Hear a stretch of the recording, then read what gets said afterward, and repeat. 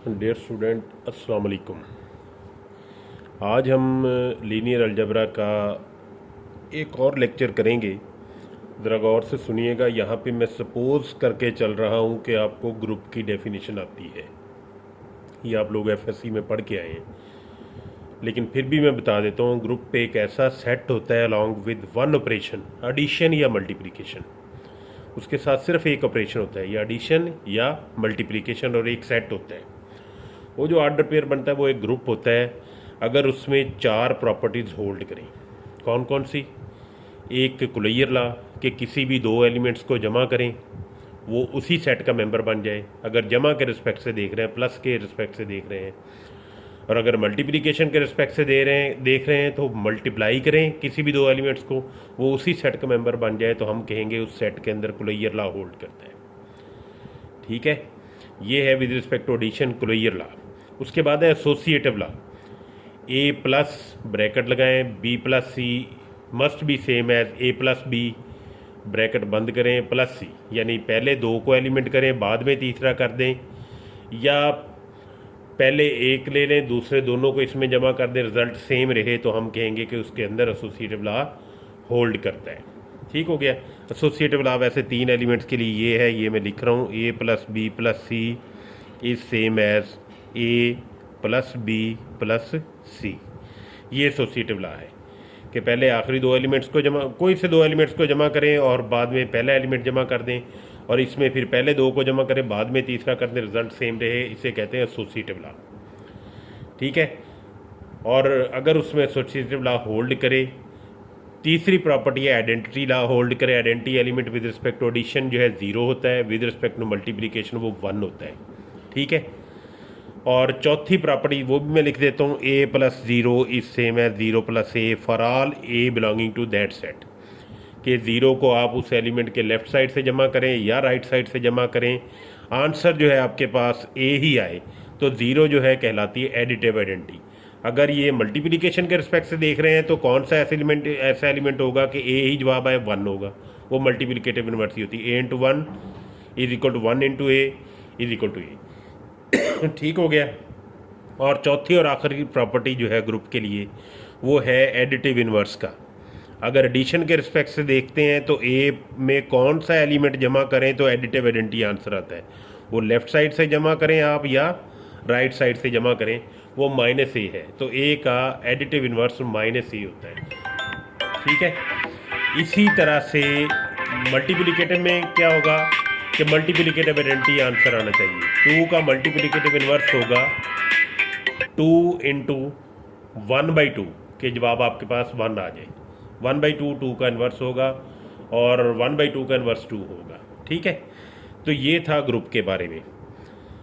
अब अगर कोई ऐसा सेट, अब उसके बाद हम थोड़ा सा करेंगे फील्ड के बारे में कि फील्ड क्या होती है। ग्रुप तो हो गया आपके पास कि ग्रुप में चार प्रॉपर्टीज हैं, closure law, associative law, identity law और इन्वर्स लॉ।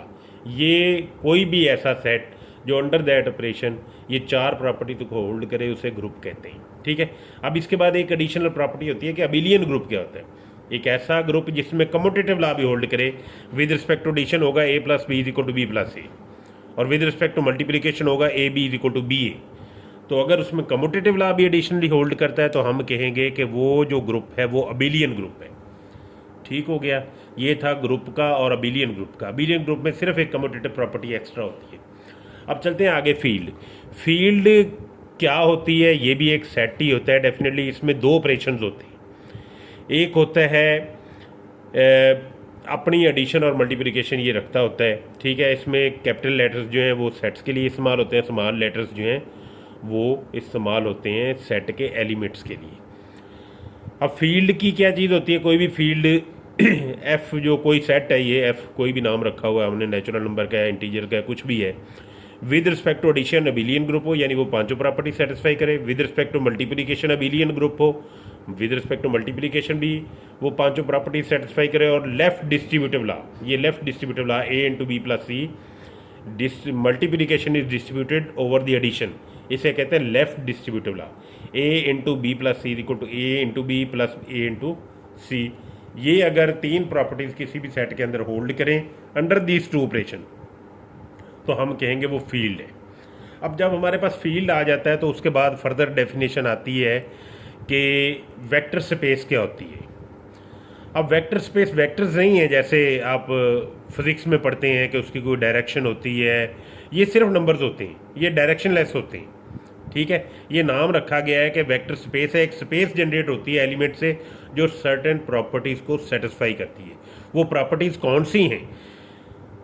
इसमें भी वेक्टर स्पेस में भी दो ही ऑपरेशन होंगे कि वेक्टर स्पेस जब भी डिफाइन की गई होगी किसी ना किसी फील्ड के ऊपर डिफाइन की गई होगी। ठीक है, तो ये v जो है ओवर f डिफाइन किया गया है। ये फील्ड एक सिंबल है, f जो है कोई भी फील्ड हो सकती है, रियल नंबर की भी हो सकती है, कम्प्लेक्स नंबर की भी हो सकती है, कुछ भी हो सकता है। ये v सेट जो है उस पर डिफाइन किया गया है under the operation of addition and multiplication. यहाँ दो ऑपरेशन है जबकि ग्रुप में एक होता है। ठीक है, तो जो एडिशन है वो इंटरनल बाइनरी कंपोजिशन होती है, यानी एलिमेंट्स जो v के हैं उसी को जमा कर रहे होते हैं, एसोसिएटिव लॉ या डिस्ट्रीब्यूटिव लॉ कुछ भी कर रहे होते हैं तो उसी के एलिमेंट्स के ऊपर कर रहे होते हैं। इंटरनल बाइनरी कंपोजिशन होती है, उसी के एलिमेंट्स के अंदर ऑपरेशन हो रहे होते हैं सारी। लेकिन ये जो मल्टीप्लिकेशन इसे कहते हैं एक्सटर्नल बाइनरी कंपोजिशन। अब एक्सटर्नल का क्या मतलब है? एक एलिमेंट फील्ड का होगा, एक वेक्टर उस वेक्टर v का होगा जिसे आपने स्पेस बनाना है, वेक्टर स्पेस बनाना है। ठीक है ना, उसमें एक्सटर्नल आ जाती है। अब देख समझने के लिए क्या है कि u v दो एलिमेंट है इस v के, इनको आपने ऐड किया, v का ही एलिमेंट हो गया, इसे कहते हैं इंटरनल कंपोजिशन, बाइनरी कंपोजिशन के दो एलिमेंट लिए उनको जमा किया उसी सेट का मेंबर बन गया। अब एक्सटर्नल में आपके पास क्या होगा कि आपने एक एलिमेंट फील्ड का लिया, दूसरा एलिमेंट आपने उस सेट v का ले लिया, इस पर आपने मल्टीप्लिकेशन अप्लाई की a इंटू यू, तो वो भी v का मेंबर बन जाए, तो इसे कहते हैं एक्सटर्नल बाइनरी कंपोजिशन। ठीक है, कि एक एलिमेंट फील्ड का एक वेक्टर स्पेस का। स्केलर मल्टीप्लिकेशन भी इसे कहते हैं, is distributed over the vectors. ठीक है, अब वेक्टर फिर मैं बात कर रहा हूँ कि डायरेक्शनलेस होते हैं, ये वो वाले वेक्टर नहीं है जिसकी डायरेक्शन भी होती है, मैग्नीट्यूड भी होती है, जैसे आप फिजिक्स में पढ़ते हैं। ठीक है, अब v कोई सेट है, ओवर द फील्ड f है, along with the operation addition और मल्टीप्लिकेशन है। अब ये वेक्टर स्पेस कब बनेगा, इसकी ये प्रॉपर्टीज है, आपने जस्ट ये प्रॉपर्टी याद रखनी है कि कब ये वेक्टर स्पेस बने। पहला है v with respect to addition abelian group हो, वही डेफिनेशन जो पहले की है। v with respect to multiplication abelian group हो, ये दो तो होंगी।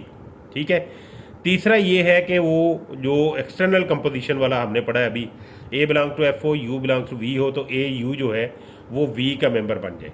ठीक है, कि उसी में वेक्टर स्पेस का एलिमेंट ये बन जाए, ये तीसरी प्रॉपर्टी। अब चौथी है कि एक आपने स्केलर लेना है, दो एलिमेंट जो है आपने वेक्टर के स्पेस के लेने जिसको वेक्टर स्पेस बनाना है। ठीक है, उनको जमा करें a into U plus V is equal to a dot U plus a dot V. फिर दो स्केलर के लें, एक वेक्टर स्पेस का लें, a plus B into U is equal to a dot U plus b dot U.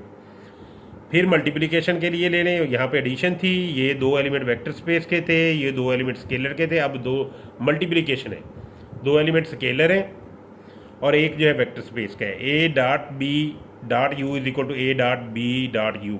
ये just like associative law multiplication का। ठीक है, वन बिलोंगिंग टू f यानी फील्ड का एलिमेंट है, u उस वेक्टर स्पेस v का मेंबर है, तो इन दोनों को मल्टीप्लाई किया, ये एलिमेंट आ गया उसी वेक्टर स्पेस का। तो अगर कोई सेट ये वाली 7 प्रॉपर्टी सेटिस्फाई करता है तो ऐसा set along with the operation addition and multiplication is called as the vector space, और इसे लिखते हैं v comma plus comma dot और ये ब्रैकेट बंद कर दें, इसको हम कहते हैं this is the vector space over the field f। अब याद रखिएगा, आपने जस्ट अभी डेफिनेशन याद रखनी है, मज़ीद हम इसको फर्दर करेंगे, इसके पार्ट्स होंगे। फिलहाल आपने जस्ट ये डेफिनेशन याद रखनी है। थैंक यू वेरी मच जी, अल्लाह हाफिज़।